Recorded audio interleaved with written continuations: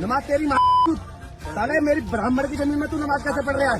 जय राम भाग जा यहाँ से, भाग यहाँ से, जल्दी। নামাজের সময় হয়ে যাওয়ায় খোলা একটি স্থানে নামাজ পড়ছিলেন এক মুসলিম ব্যক্তি। দূর থেকে তা লক্ষ্য করে কয়েকজন হিন্দু যুবক তারা ছুটে আসে এবং তাদের মধ্য থেকে একজন বাবার বয়সী ওই মুসলিম ব্যক্তিকে নামাজরত অবস্থায় একের পর এক দিতে থাকে। ঘটনার সময় ওই যুবক ভুক্তভোগীকে গাল দিয়ে বলেন, এটা হিন্দুদের জমি, এখানে নামাজ পড়লি কেন?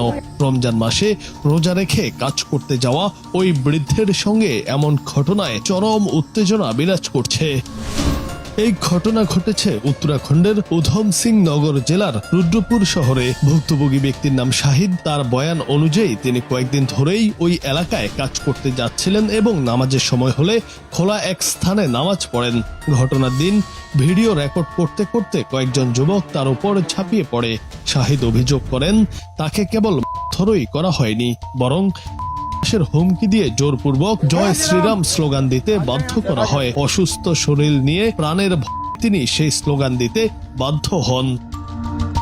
উত্তরাখণ্ড পুলিশ এই ঘটনায় দ্রুত পদক্ষেপ নিয়েছে এবং অভিযুক্তদের বিরুদ্ধে মামলা দায়ের করেছে। এজাহারে একজনের নাম উল্লেখ থাকলেও বাকিদের অজ্ঞাত পরিচয় হিসেবে রাখা হয়েছে। পুলিশের প্রাথমিক তথ্য অনুযায়ী একটি মন্দিরের কাছে খালি জমিতে নামাজ পড়ার কারণে এই ঘটনা ঘটে। স্থানীয় প্রশাসন ভিডিও ফুটেজ যাচাই করে হত্যাকারীদের শনাক্ত করার চেষ্টা করছে।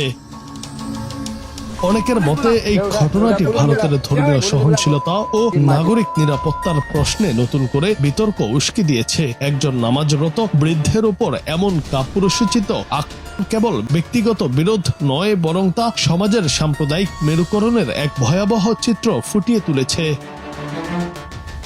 জুনায়েদ আহমেদ, বাংলা টিভি।